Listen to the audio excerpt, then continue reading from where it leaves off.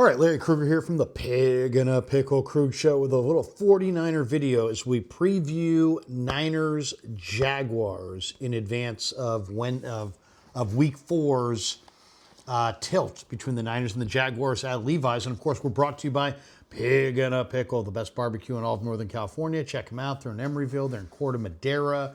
They're open 7 days a week from 11 a.m. till 8 p.m. or until they run out. And they do run out, so get there early. Get some brisket chili. Tell them that Krug sent you. This 49er football season is also presented by Sleeper, the fastest growing fantasy platform in the world. It's a one-stop shop. You get blazing fast news, real-time stats, group chat, season-long leagues, and of course, Sleeper picks for daily fantasy. Use promo code Larry, and Sleeper will match your first deposit up to $100. Links in the description. Terms and conditions do apply. And thanks to Sleeper for being a proud sponsor of the Krug Show. All right, Niners Jaguars in Week 4 at Levi's. Let's get into some of the meat and potatoes on this matchup. Brock Purdy's going to start. He hasn't played in a couple weeks. There could be some rust there. And the real big question is, can the 49ers offensive line block this Jaguars defensive line? Jaguars have Trayvon Walker and Josh Hines-Allen.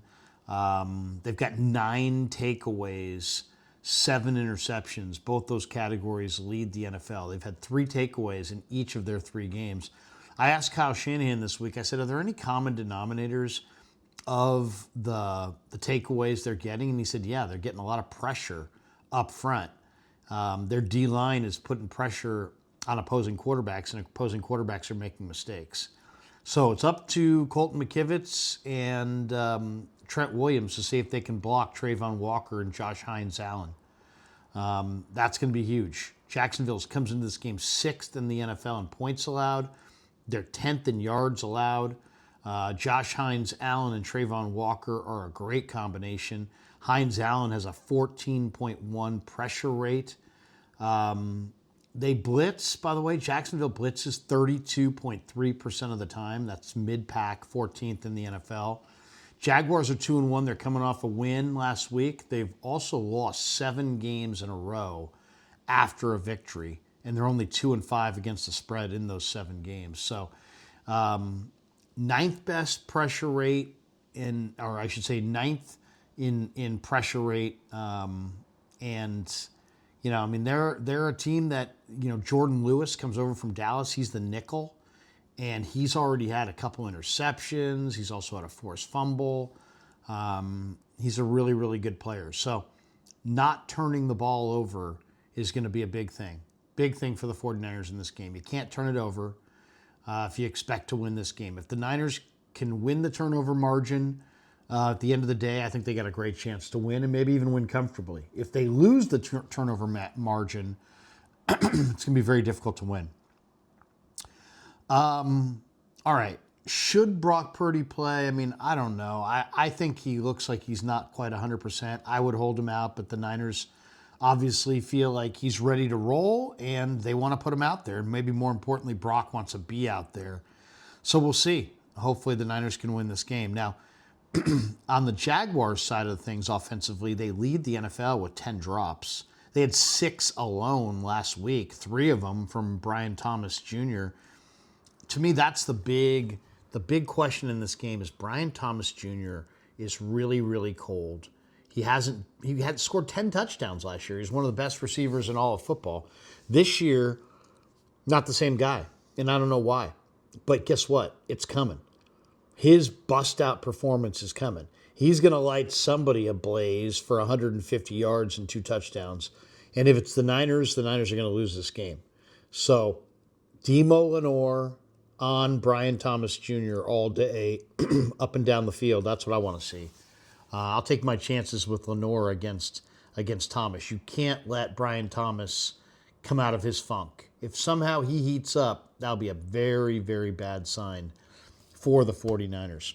All right, what about the Niners, who are going to have to play this game without Nick Bosa? What's Robert Saleh going to do? Well, history says he's going to blitz more. He blitzes 20% with Bosa. He blitzes 30% to 35% without Bosa. Expect them to blitz more. Lawrence has only been sacked on 2.5% of his dropbacks this year. That's the second lowest rate in the entire league. He's getting the ball out fast. He's neutralizing opposing teams' defensive lines by getting the ball out fast.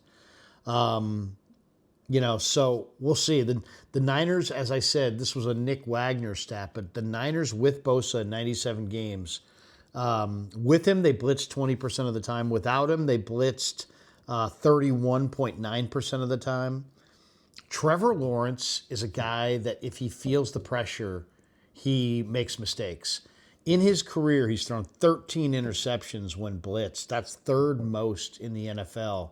This is just since 2021. So we shall see how Trevor Lawrence fares, but I would imagine the game plan from Robert Saleh is to blitz a little bit more in this game than they've done thus far with Nick Bosa.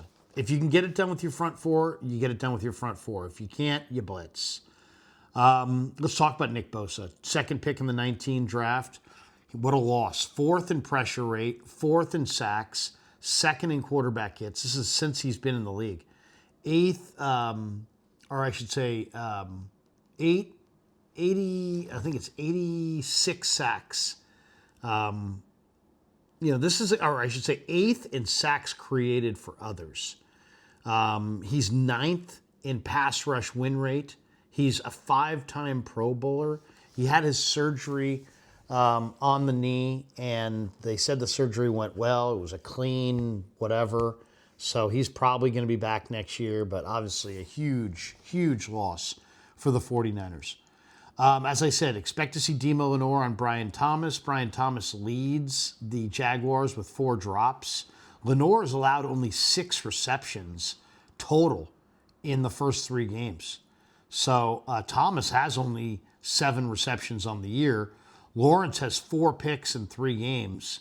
So we'll see. Jacksonville has 14 drops, the most of any team in the NFL. Between the drops and the penalties, that's really hurt their defense. As far as what about practicing, who practiced at the end of the week? Trent Williams practiced at the end of the week. He's expected to go. Jauan Jennings practiced at the end of the week. He's expected to go. Ricky Pearsall practiced at the end of the week. He's expected to go. So it should be interesting to see, what this game looks like with a lot of the best players looking to go in the game. Can the Niners stop Jacksonville's top 5 rushing attack? I think that's a big question in this game. Trevor Etienne and Bashul Tutin both have a lot of speed.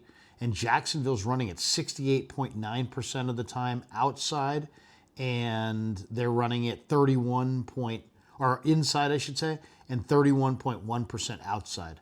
So they've run it a lot more inside than outside.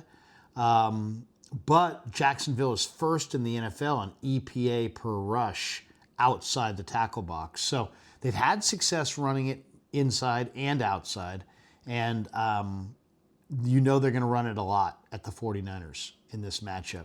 Maybe the key matchup is Trent Williams against Trayvon Walker. Somehow the Niners are going to have to keep Walker out of the backfield. Demarcus Robinson will make his return in this game. He's been gone for the last 3 games. He's a 9-year vet. He's got over 250 career receptions, 27 career touchdowns, receptions. He's a really good down-the-field receiver. He doesn't run fast, but he makes plays down the field because he moves well without the ball. And he moves well with the ball in the air. And he's really good at setting up defensive backs with how he runs his routes. Hopefully it doesn't come down to an Eddie Pinheiro field goal, but if it does, Pinheiro comes into this game hot. He's made 8 field goals in a row, including a 51-yarder and a game winner. So that would be great if Eddie could stay hot. Bryce Huff is going up against a Jacksonville offensive line that's allowed 9 sacks in 3 games. I think the plan is going to be play Sam O in Bosa's spot, call Bradley Beal off the practice squad to take Sam O's special teams reps. Because Robert Beal Jr. is a really good special teamer. So I think Robert Beal steps in for Sam O on special teams. Sam O is going to step in for Bosa on first and second down, playing defensive end, and we'll see where it goes. I'm really eager to see what Bryce Huff can do in this game. Bryce Huff's had a tremendous start to his 49er career thus far. I think another thing that's kind of interesting is the 49er offense has the sixth highest EPA on non-blitzes, but they're 25th in the NFL when pressured. So it's amazing. If you can put some pressure on the 49er quarterbacks, they will make mistakes. I think that pretty much is proven. We got some information this week about Malik Mustafa. He's probably not coming back till week 6. So do not expect to see Mustafa back. I do think the 49ers, safeties are going to be a key factor in this game as well. How well do the 49ers play pass defense is going to be a big key in this thing. Can the Niners passing attack make some noise against this Jaguars pass defense? That's going to be something to watch. Kyle Shanahan, they're 10th in EPA against single high safety looks. They're 11th in EPA against two high safety looks. Ricky Pearsall, by the way, is 10th in the NFL in deep pass EPA.